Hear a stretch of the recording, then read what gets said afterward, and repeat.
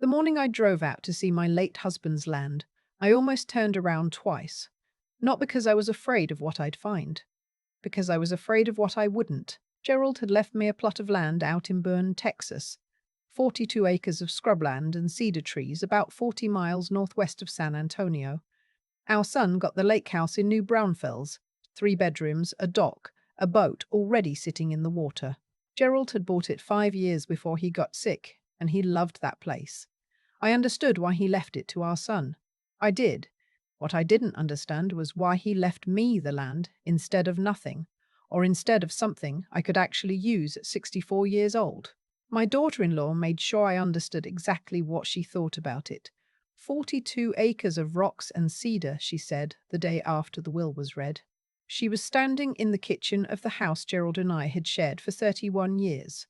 The house that was now going on the market because it was in Gerald's name and split between us, and neither of us could afford to buy the other out. She had her arms crossed over her chest, and she was looking at me the way you look at a stray cat that's wandered onto your porch. I Googled it. That whole area out there is nothing. No water access, no utilities run to the property. You can't even build on most of it without a variance. I said, I haven't seen it yet. I have, she said. Miles drove out last week. She looked at her husband, my son, who was standing near the refrigerator with a mug of coffee and his eyes on the floor. Tell her, Miles said. Mom, it's pretty rough out there. That was all he said. That was the entire defense of his 64-year-old mother's inheritance from his father. My daughter-in-law's name is Kristen. She's been married to my son for 7 years. In the beginning, I thought she was just confident, the kind of woman who knows what she wants and goes after it, which I actually admire. It took me a long time to understand that what Kristen wanted specifically was everything Gerald and I had built over 3 decades, distributed in whatever way benefited her most. I don't say that to be cruel. I say it because it's the only explanation I've ever found for the way she treated me in the last 2 years of Gerald's illness, when I was barely keeping myself upright and she was volunteering to help manage his affairs, sitting in on meetings with the estate attorney, asking questions about the property values and the accounts in a voice that was friendly and helpful, and something else underneath that I couldn't name then. I can name it now.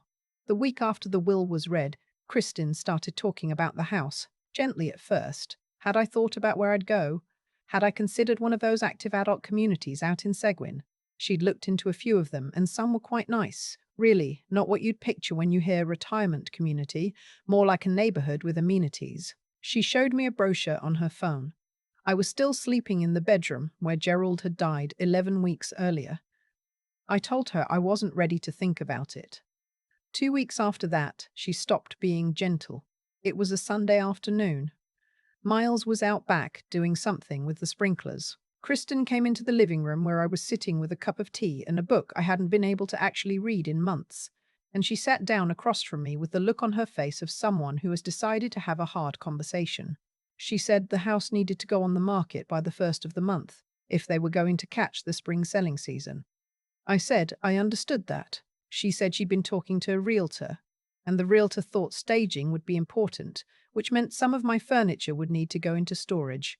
I said, Kristen, where am I supposed to go? And she said, well, you have the land. I stared at her. She said there's a farmhouse on it. Old one, from what Miles said. Probably needs work, but it's a structure. You'd have somewhere to land while you figure things out. I said, you want me to go live in an abandoned farmhouse in the Texas Hill Country? She said, I'm not trying to be harsh, but honestly, it suits you. You've always been the type who likes things simple, and it would give you time and space to think about what you actually want your next chapter to look like. She said it nicely. That's what I keep coming back to. She said it in a tone of voice that sounded like she was doing me a favor, like she'd been thoughtful enough to find the silver lining for me. But what she was saying was, get out of this house, go live on a scrubby piece of land with an uninhabitable building on it, and be grateful I'd given you a direction to walk. Miles came in from outside and Kristen said, I was just telling your mom about the farmhouse. And he nodded and said, there's actually a well on the property, Mum. So there's water. There is a specific kind of loneliness that comes from watching your child become someone you don't fully recognize. I had felt it coming for years, the slow drift of Miles toward whatever Kristen needed him to be. He was not a bad man. He was a man who had learned it was easier to agree. I had watched my husband do the same thing with difficult people his whole life, and I had loved Gerald anyway, and I loved Miles anyway. But in that moment, I looked at my son's face, and I felt something close in me like a door. I left 2 weeks later. I didn't make a scene. I had a friend named Dorothea. We'd been close since our kids were in elementary school together, and Dorothea let me put most of my things in her garage. I took my car, my clothes, the box of photographs I'd kept in my closet, and Gerald's old field notebooks from his years doing land surveying before he moved into management. I don't know why I took those. I think I just needed something that was his, that felt like him, thinking and working and paying attention to the world. The drive out to Bourne took just over an hour. I almost turned back twice. The property was at the end of a county road that turned to Calicchia about a mile before you reached the gate. The gate was old metal, cattle gate, padlocked. I had the key from the estate attorney in a small envelope in my purse. It took me a few minutes to get it open because my hands were shaking, not from fear, I think, just from the effort of holding myself together for so many months, finally catching up with me. The land spread out past the gate, and I stood there for a minute before I got back in my car.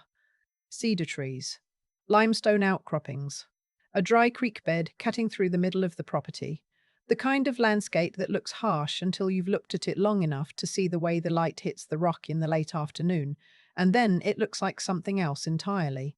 The farmhouse was at the back of the property. Miles had been right that it needed work. The porch boards were soft in 2 places, and one of the front windows had a crack running through it. But the structure was solid. Stone foundation, limestone walls, a tin roof that someone had replaced sometime in the last 20 years. Inside it was dusty and empty and smelled like cedar and old wood and something faintly metallic I couldn't place. I sat on the floor with my back against the wall and I cried for a while. Then I got up and started making a list. I've always been a list person. Gerald used to tease me about it. Said I made lists to avoid feeling things. I told him lists were how I felt things and then moved past them. He thought that was funny. I thought he was wrong. I think the list is the feeling, just organized. The list I made that day in the farmhouse had 2 columns. One column was things that needed immediate attention. The other column was questions. The questions column was longer. The biggest question was about the creek bed. It was dry now. Hill country creek beds go dry in summer. That's just how it is. But it had clearly run hard enough in recent history to leave a significant cut through the limestone. I knew a little about this kind of thing from 30 years of listening to Gerald talk about land. A live creek in this part of Texas meant something. It meant water rights, possibly. It meant certain kinds of agricultural and recreational value. It might mean other things I didn't know yet. Gerald had always said, if you don't know what you own, you don't own it. I spent the first night in the farmhouse on an air mattress I'd bought at a Walmart in Bourne. I used a camp lantern for light, and I read through Gerald's field notebooks until I fell asleep. He had surveyed this property twice. Once when his company was hired by the original landowner in the late 1980s, and once on his own, years later, when he bought it quietly on a market dip and didn't tell me because he wanted to surprise me someday. There was a note tucked into the back of the second notebook that I don't think he ever planned to show me. It wasn't addressed to me. It was just notes. Gerald's cramped handwriting, the kind that was almost illegible if you hadn't spent decades learning it. But it was notes about the property, about water, about a geological survey done on an adjacent parcel in 2019 that had identified indicators of what the surveyor called high-probability karst aquifer access. I didn't know what that meant. I found out. Karst aquifer, the Edwards Aquifer, is one of the most productive aquifer systems in the country, and it runs through the limestone underneath the Texas Hill Country. Access to it, legal, documented access, is worth money in this part of Texas. Real money, the kind that doesn't make sense until you understand how scarce water is and how much it costs, and how many people need it. The adjacent property had been surveyed. Gerald's notebook suggested he had reason to believe the same geological indicators were present on his land. Our land, my land. I called a hydrogeologist. It took me 2 weeks to find one who would come out to a rural property for a consultation, and it cost me $800 I charged to the last credit card I had with room on it, and I sat on the porch steps while he walked the property for 3 hours with equipment I didn't understand. He came back and sat down next to me and said, "Mrs. Aldine, has anyone done a proper groundwater assessment on this parcel?" I said no. He said, "Someone should have." His full assessment took 6 weeks and cost more money than I want to write down. Dorothea lent me half of it without me asking, just deposited it into my account with a text that said, "Don't argue with me." I don't know how I would have held it together without her.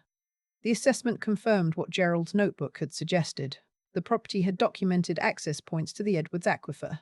Water rights in Texas are complicated and old, and sometimes Byzantine, but what the hydrogeologist's report indicated was that this land had something attached to it that was substantially more valuable than 42 acres of cedar and scrub. I sat with that for a few days before I told anyone. I want to be honest about what I felt in those days because I think the honest version is more complicated than the version I might have wanted to feel. I wasn't triumphant, not yet. I was something more like stunned, the way you feel when you realize that a person who loved you knew something important and protected it quietly, and didn't make a show of it, just laid it out in front of you and trusted you to find it when you needed it. Gerald had known. Not exactly, he wasn't certain, which is why he never said anything. But he had suspected, and he had kept the land, and he had left it to me specifically and not to Miles, and I kept turning that over in my mind those first weeks. He had known something about Kristen that I had only started to see. I fixed up the farmhouse slowly over the next several months. A contractor from Bourne helped with the porch and the window. A friend of Dorothea's was an electrician and updated the panel for less than it should have cost. I bought a second-hand kitchen table and 2 chairs and a rug that was a little too big for the front room, and I put it down anyway because the color made me happy. Miles called twice in the first month. Both times the conversations were short and strained, and mostly about the lake house, how they were getting settled, how the commute was longer than expected. He didn't ask how I was living. I don't think he had fully thought about what it meant for me to be out here. Kristen texted once. Just once. It said, "Hope the place is coming together." Nothing else. I didn't respond. I had not spoken to a lawyer yet. I was still gathering information, still understanding what I had. But I had started talking to a water rights attorney in San Antonio, a woman named Audrey who had been recommended by the hydrogeologist, and her initial read was that what I was sitting on was significant. How significant? I asked. She said, "That depends on how you want to move forward. But Mrs. Aldine, there are water districts and municipalities and agricultural operations in this region that would be very interested in what your assessment found." Very interested. I said, "How interested?" She named a figure for potential leasing rights alone.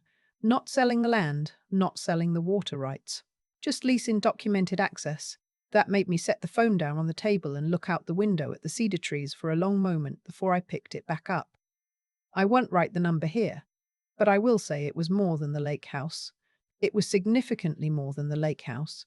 It was significantly more than the lake house. I didn't call Miles to tell him. I thought about it. I thought about it quite a bit, actually. What I would say, how he would react, whether this was a moment that could open something up between us or whether it would only make things worse. I thought about whether I owed him that information, whether a good mother tells her child when the inheritance she was given turns out to be worth more than anyone understood. I thought about Kristen saying the land suited me. I thought about her tone of voice when she said it. I decided to talk to Audrey first and understand my position fully before I said anything to anyone. Audrey was methodical and careful, and she took about 8 weeks to work through the relevant records and survey documents and the history of the water rights attached to the parcel. At the end of that process, she called me on a Tuesday morning when I was sitting at my kitchen table with coffee and said, "Okay, I think we're ready to have the real conversation." The real conversation was this. I had options. I could lease, I could sell the rights outright, I could do nothing and hold the asset. I could bring in a partner. Each option had different tax implications, different timelines, different amounts of money.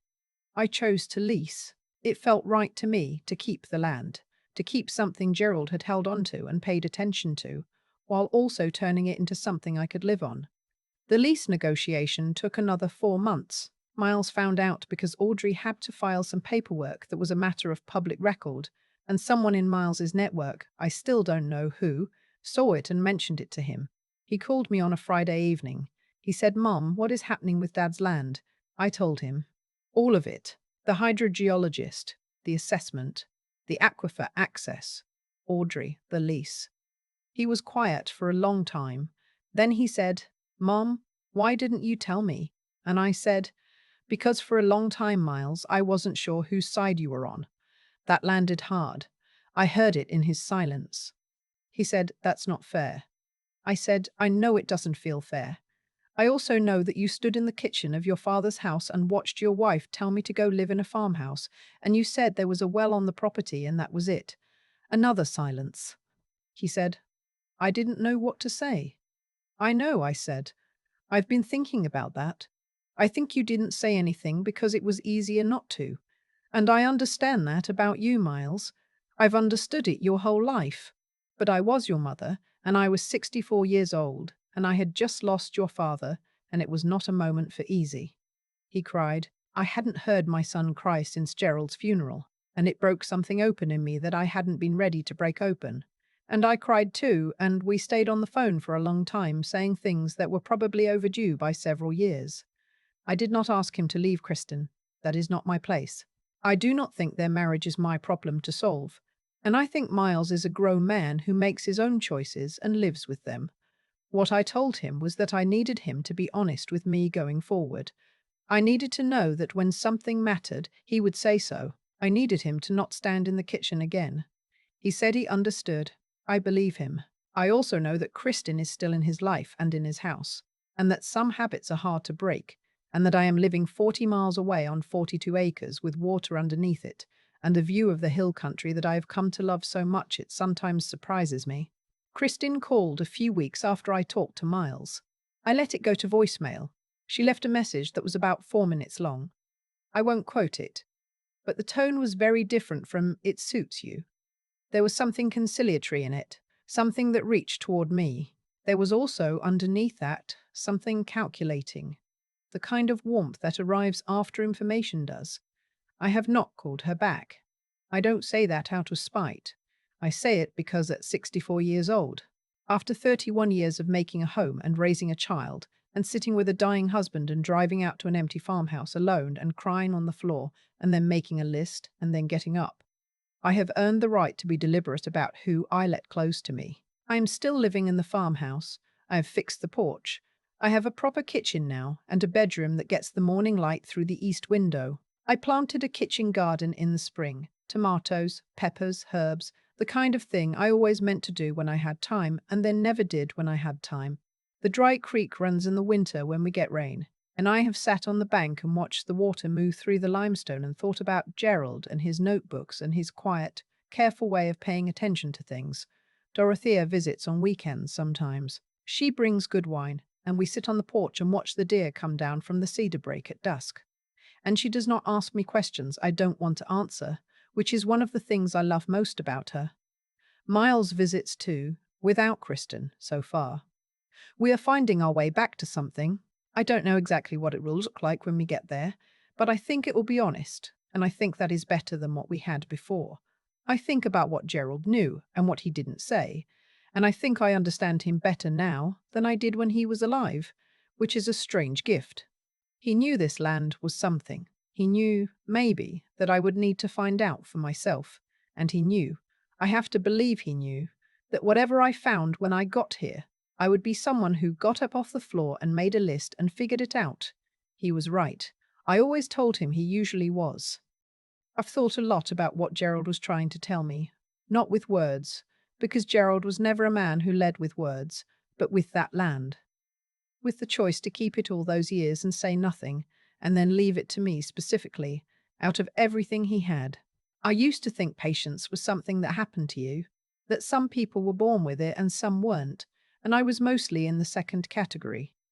Gerald used to laugh at me for how fast I moved through things, through decisions, through rooms, through arguments I'd already decided I'd won. But sitting in that farmhouse in the first weeks with a camp lantern and his notebooks and not much else, I learned something about patience that I don't think I could have learned any other way. I learned that it isn't stillness. It isn't waiting. It's paying attention when everything in you wants to look away. Kristen had looked at that land and seen what it appeared to be on the surface. Scrub, rock, cedar, nothing. She had made her calculation fast, and she had been so sure of it. That sureness, the absolute confidence that she already understood what something was worth, is what I keep coming back to when I try to make sense of everything that happened. It wasn't cruelty exactly, though it felt like cruelty when she said what she said. It was a failure of attention. She had stopped looking before she'd actually seen anything. Miles did the same thing, in his own quieter way. He stopped looking at me, really looking, sometime in those 7 years with Kristen, and he started seeing only what was easy to see: a mother who needed managing, a situation that required a solution, not a person who had spent 31 years building something and losing someone and was still standing in the kitchen making tea. What I know now is that the things we dismiss too quickly have a way of revealing themselves eventually, on their own timeline, whether we're ready or not. The water was under that land, whether Kristen knew about it or not. Gerald's care was in those notebooks, whether I found it in the first week or the last. Miles's regret was in him, whether he'd said it yet or not. None of it waited for permission. It just was, and eventually it became visible. I think about that when I'm hard on myself for not seeing things sooner, for not understanding what Kristen was until she'd already rearranged so much, for not insisting harder with Miles before it cost us years. I was doing what I knew how to do, which was hold things together and keep moving. Sometimes that means you miss what's underneath until something cracks the surface open. What I've come to believe, not from anyone else's philosophy, just from my own 64 years of living, is that how you treat people when you think they have nothing left to offer you is the truest thing about you. Kristen showed me exactly who she was the day she handed me that brochure for the retirement community, with the voice of someone doing a favor. Miles showed me who he was by standing near the refrigerator and saying nothing. And I showed myself who I was by getting up off the floor of that farmhouse and making a list. That's all any of us ever really do. We show ourselves who we are, over and over, in the small choices nobody else notices. And then we live with what we've shown. I'm living with mine, out here on 42 acres, with water underneath and deer at dusk, and a kitchen garden that's doing better than I expected. I think Gerald would find that funny. I think he'd say he knew. He was usually right.